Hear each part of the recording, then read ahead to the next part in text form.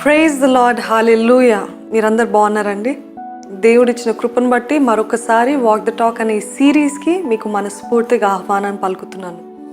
ఈరోజు క్లుప్తంగా అర్థం కాని పరిస్థితుల్లో ఏం చేయాలో, కన్ఫ్యూజన్ ఉంటే, గజిబిజి ఉన్నప్పుడు, ఎక్కడ కూడా క్లారిటీ లేక అస్పష్టంగా కనిపించే పరిస్థితుల్లో ఏమీ చెయ్యాలని మీతో పంచుకోబోతున్నాను. వ్యక్తిగతంగా అనేక సార్లు నేను ఇలాగే చేశాను. ఆశ్చర్య రీతిగా ప్రతిసారి దేవుడు నాకు స్పష్టతనిచ్చి ఒక దర్శనంతో ముందుకు నడిపించాడు. కొన్ని పాయింట్స్ మీతోటి చెప్పాలని దేవుడు ప్రేరేపించాడు. మొదటిగా దేవుని పాదాల దగ్గర పడాలి. ప్రతిసారి తప్పిపోయిన స్థితిలో ఉన్నప్పుడు, గజిబిజిలో ఉన్నప్పుడు తొందరపాటు నిర్ణయాలు తీసుకోకుండా తలుపు వేసుకొని రహస్యమందున దేవునికి మొరపెట్టండి. ఆయన జ్ఞానం కోసము, ఆయన నడిపింపు కోసము వెతకండి. మొదట ప్రార్థించండి. మీరు ప్రార్థిస్తుండగానే ఆయన దర్శనము మీ దర్శనంగా మారుతుంది. ఆయన చిత్తము మీ చిత్తంగా మారుతుంది. ఏమి చేయాలో మీకే జ్ఞానోదయాన్ని కలుగజేస్తాడు. ప్రార్థన ద్వారా సమాధానాన్ని పొందుకుంటారు. ప్రతి గజిబిజిని శాంతపరుస్తాడు. ఎందుకంటే ఆయన అల్లరికి కర్త కాదు కదా, సమాధానానికి కర్త. రెండవది, ఆయన సన్నిధిలో మొరపెట్టండి, ఏడవండి. Cry out in his presence. సర్వజ్ఞాని మనకుండగా మనుషుల ముందు ఏడవటం ఎందుకు? దేవునికి తప్ప మనుషులందరికీ చెప్పటము ఇక చాలు. మొదటిగా దేవునికి చెప్పండి, ఆయన సన్నిధిలో ఏడవండి. సమాధానం పొందుకోవాలన్న ప్రతిసారి ఆయనను అడగండి. ఆయన సన్నిధిలో మొరపెట్టినప్పుడే దొరుకుతుంది. ఏ రీతిగా అయితే హన్నా దేవుని మందిరానికి వెళ్ళినప్పుడు సమాధానం పొందుకునేంత వరకు మొరపెట్టిందో, గుండె భారంతో వేదంతో వెళ్ళింది, కానీ ఎప్పుడైతే కుమారుడు పుడతాడని వాగ్దానం పొందుకుందో ఇంకెప్పుడు దిగులు చెందలేదంట, సంతోషంగా జీవించిందంట. అదే రీతిగా ఆవిడే నమ్మినట్టే కుమారుని పొందుకుంది. ఇంకా చూసినట్లయితే యేసు ప్రభు చెప్పిన ఉపమానంలో ఆ పట్టుదలతో న్యాయం కోసము ఆ న్యాయాధిపతి దగ్గర బతిమలాడే ఆ విధవరాండ్రు గురించి కూడా తెలుసు కదా. తను కూడా పట్టుదల వలనే సమాధానాన్ని పొందుకుంది. ఈరోజు మీరు కూడా అదే చేయాలి. ఇంకేమి చేయాలో తెలియని పరిస్థితిలో ఉంటే ఆయన సన్నిధిలో మోకరించి మొరపెట్టండి. ఆయన ప్రార్థనలకు జవాబునిచ్చే దేవుడు. ఆయన వింటున్నాడు, మొరపెట్టండి. మూడవది, మార్గం ఎన్నుకోండి. మీ హృదయంలో ఉన్నదంతా ఆయన దగ్గర కుమ్మరించిన తర్వాత, మీ తలంపులు, మీ ప్లాన్స్ అన్నీ ఆయన దగ్గర వేసిన తర్వాత, ఈ సమయంలో ఆయన ఏం చెప్తున్నాడో వినగలిగే చెవులు ఉండాలి.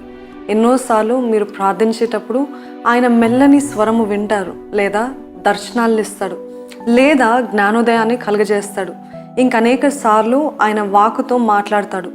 పరిశుద్ధ గ్రంథం నుండి స్పష్టంగా మాట్లాడతాడు.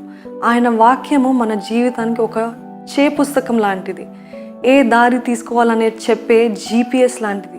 నెక్స్ట్ ఏమి చేయాలో చెప్పేది, అదే రీతిగా ఏమి చేయకూడదని కూడా చెప్పేది. ఆయన వాక్కు జీవం కలిగింది, శక్తివంతమైనది. కొన్ని వేలాది సంవత్సరాల కింద రాసిన ఈరోజు వరకు కూడా సత్యమైనది. మీరు ఏం తెలుసుకోవాలన్నా అక్కడ ఎప్పుడో వ్రాయబడి ఉంది. అందుకే దేవుని దగ్గర నుండి మార్గదర్శనం తీసుకోవటానికి ప్రయత్నించండి. నాలుగవది, విధేయత. మీరు ఏమి చేయాలో ఏమి చేయకూడదో అని స్పష్టత వచ్చిన తర్వాత ఇక్కడ అవసరం వస్తుంది విధేయత. కొన్నిసార్లు దేవుడు మనకున్న తలంపులన్నీ ప్రోత్సహిస్తాడు, కొన్నిసార్లు వేరే మార్గాన్ని ఎన్నుకోమంటాడు, వదిలివేసి నూతన ప్రారంభాన్ని చేయమంటాడు, మంచి ఫలాన్ని ఫలించమంటాడు, క్షమించమని, మీరు ఇంకెప్పుడు చేయనని నిశ్చయించుకున్నవే చేయమని చెప్తాడు. కానీ ఎప్పుడైతే లోబడతామో ఏ మనుషుడు తీయలేని తలుపుల్ని ఆయన తీస్తాడు, ఏ మనుషుడు మూయలేని తలుపులు ఆయన మూసివేస్తాడు. మీ హృదయాన్ని పగలగొట్టేలాగా చేస్తుందా? లోబడండి. మీరు వేసిన ప్లాన్ లాగా లేకపోయినా లోబడండి. మీరు నష్టపోవాల్సి వచ్చినా లోబడండి. అందరూ మిమ్మల్ని హేళన చేసినా లోబడండి. ఎందుకంటే అది మీ మంచికే. దేవునికి లోబడండి. లోబడనప్పుడు మనమున్న చోటనే ఉంటాము. దేవుడు తీసుకువెళ్ళాలనే స్థాయికి వెళ్ళలేము. ఐదవది, ఓర్పుతో వేచి ఉండటం. అన్నీ చెప్పి ముగించిన తర్వాత ఓర్పుతో దేవుడిచ్చిన వాగ్దానం కోసం కనిపెట్టడం ఎంతో ముఖ్యం. ఏది కూడా సులువుగా రాదని, మనం అనుకున్న సమయంలో రాదని గ్రహించటమే. ఎంత ఆత్రుత కలిగి ఉంటామో అంత కలవరానికి గురవుతామని గుర్తుపెట్టుకోవాలి. ఎంత ఇంపేషెంట్గా ఉంటామో అక్కడ తొందరపాటు నిర్ణయాలకు, దేవుని చిత్తం కాని నిర్ణయాలు తీసుకునే అవకాశం ఎక్కువగా ఉంటుంది. ఇక సరిచేయలేని పరిణామాలకి దారి తీస్తుంది. దేవుడు ఏమి చెప్తున్నాడంటే, మీరు ఊరకుండి నేనే దేవుడని తెలుసుకోండి. మీరు మరలి వచ్చి ఊరకుండుట వలన రక్షించబడతారు. మీరు ఊరకుండి నమ్ముకోవటం వలన మీకు బలము కలుగుతుందన్నాడు. అందుకే దేవుడు ఏం చేయమన్నాడో దానికి విధేయులై దాన్ని చేద్దాం. ఇక వేచి ఉండే సమయంలో దుఃఖాక్రాంతులు కాక సంతోషంతో దేవుడు ఒక మేలును జరిగించబోతున్నాడన్న ఎదురుపాటుతో వేచి ఉండండి.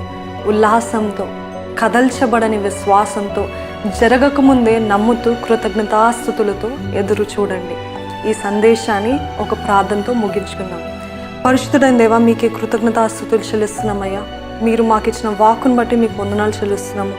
ఈ వాక్కు విన్న ప్రతి ఒక్కరి హృదయంలో మీరే కార్యాన్ని జరిగించండి. ఏదైతే విన్నామో దాని ప్రకారమైన జీవితాన్ని ఎదురుపాటుతో తండ్రి, సంతోషంతో, మీ పైన విశ్వాసాన్ని, కదల్చబడని విశ్వాసంతో ఎదురు చూసే జీవితాలు మాకు దయచేయమని అడుగుతున్నామయ్యా. ఈ అర్థం కాని పరిస్థితుల్లో, ఈ కన్ఫ్యూజన్ స్టేట్లో తండ్రి, మీ పైన ఆధారపడడానికి, మీకు మొరపెట్టడానికి, మీ పాదాల దగ్గర మొరపెట్టడానికి మాకు సహాయం చేసి మమ్మల్ని అన్ని రీతిలుగా తండ్రి మీరే నడిపించి మా జీవితాన్ని ఆశీర్వాదకరంగా చేసి మా మటుకి మేమే కాకుండా తండ్రి అనేక మందికి దీవెనకరంగా మా తరతరాలు తండ్రి నిలిచి ఉండే కృపను మీరే మాకు అనుగ్రహించమని ప్రభు యేసు నామములో అడిగి వేడుకుంటున్నాను తండ్రి. ఆమెన్. God bless you.